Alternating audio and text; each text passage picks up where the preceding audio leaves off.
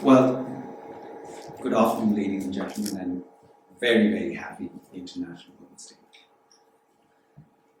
My colleagues here, Ruby and Rina, actually spent a lot of hours working on a speech for me, but I just thought that maybe it might be nice. No, and they did. And forgive me, because I just thought that this may be a moment to just speak from my heart. Simply because the issue of women's rights is very personal to me. Let me start with the story. So, my father's family were displaced when the partition of India happened in 1947.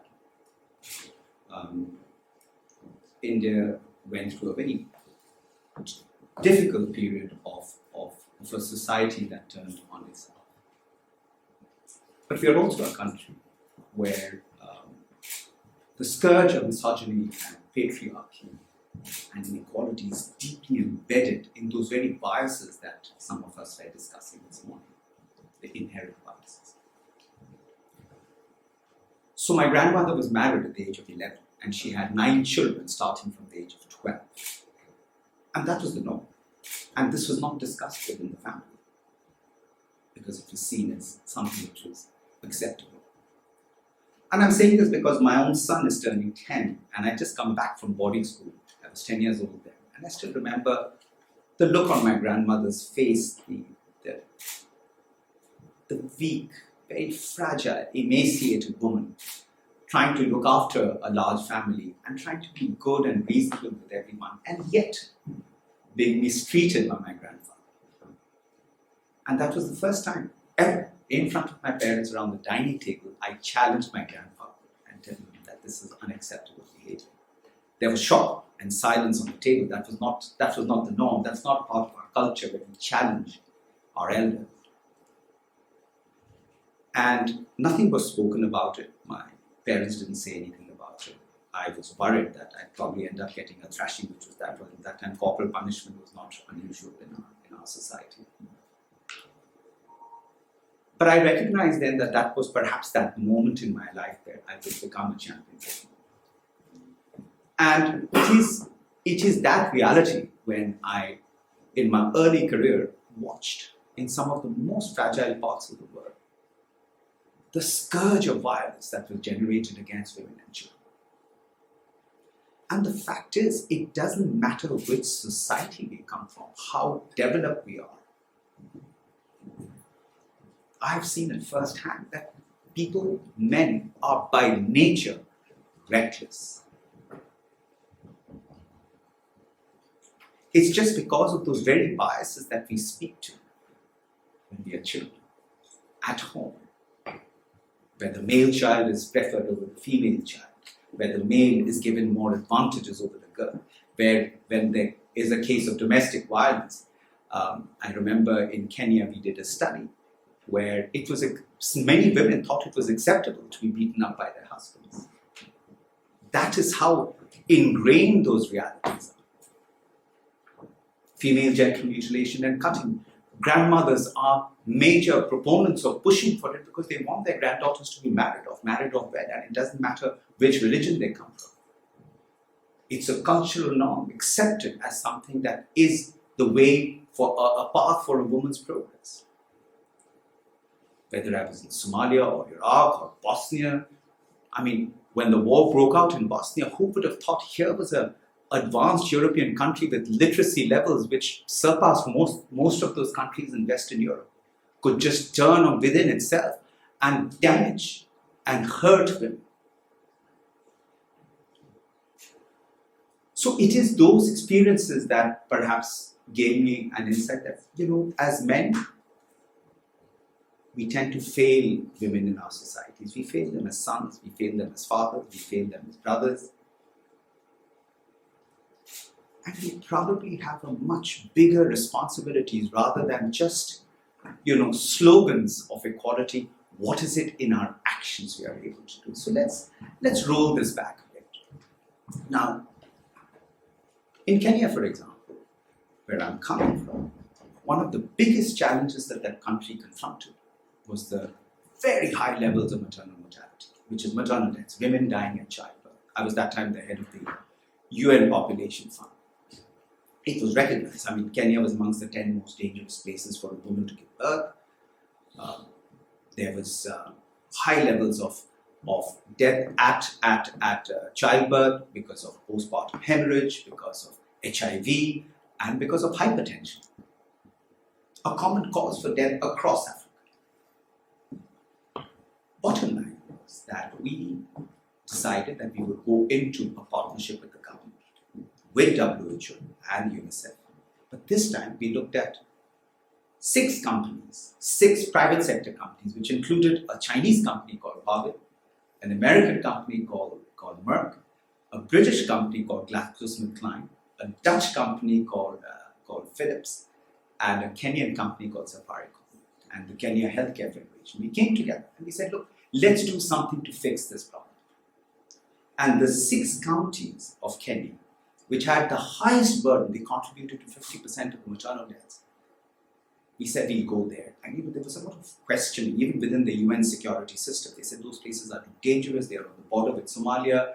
They had all the worst practices of, the practice of FGM would start with a girl as young as 4. So you can imagine what they went through. And by the time the child arrived, it was most of the girls who gave birth were between the age group of 11, 12, 13, 14. So, they were not developed to even give birth, and repeated pregnancies led to their death at childbirth. Bottom line was, in 2.5 years, starting in 2014, by the end of 2016, we were able to reduce the maternal mortality ratios in those counties by 1/3. And that was the first time ever that the World Economic Forum invited. I don't belong to the pay grade to get invited to Davos, but that was the first time we did get invited to Davos. Simply to showcase a partnership that worked. And in 2.5 years, we were able to reduce maternal deaths by 1/3.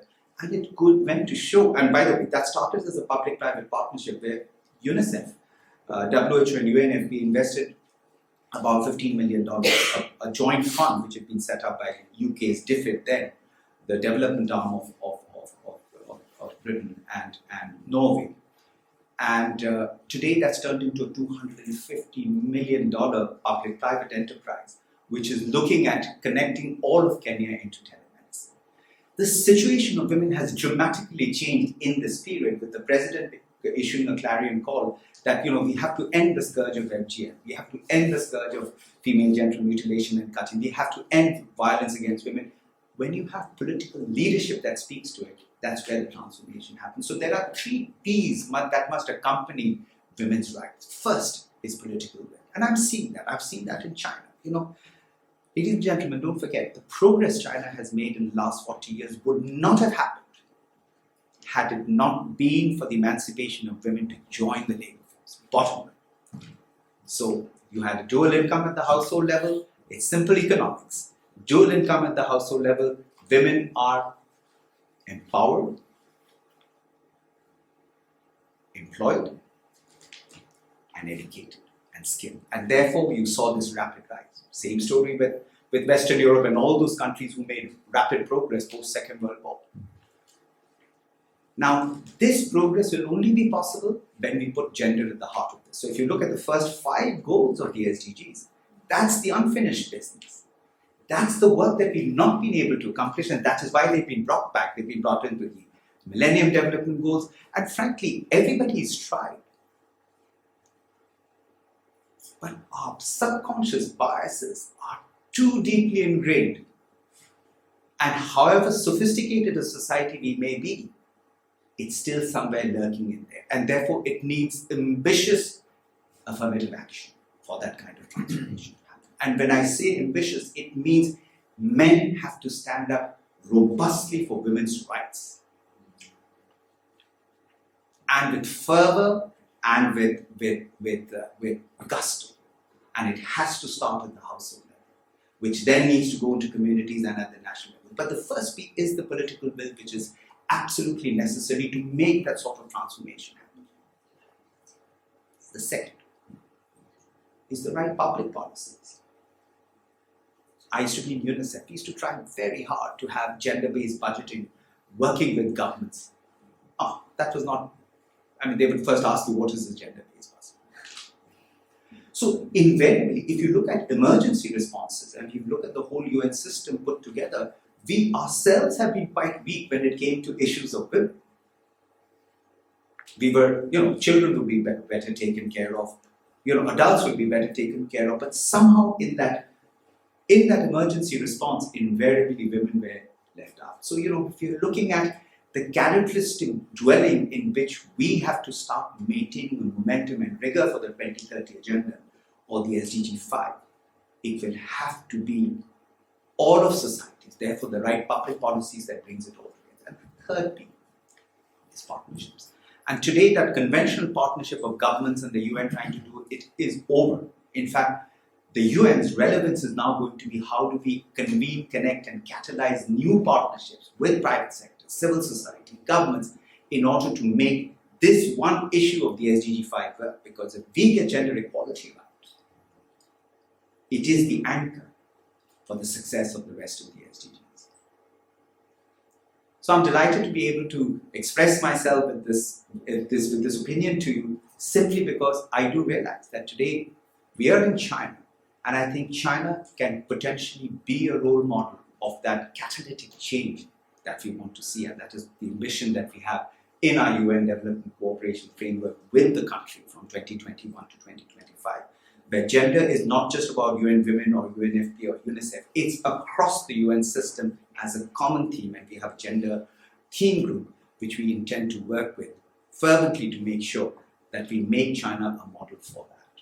So I hope you will join us in this journey as we move the cooperation framework and commit yourselves to advocating to the achievement of the Sustainable Development Goal number 5. Thank you very much.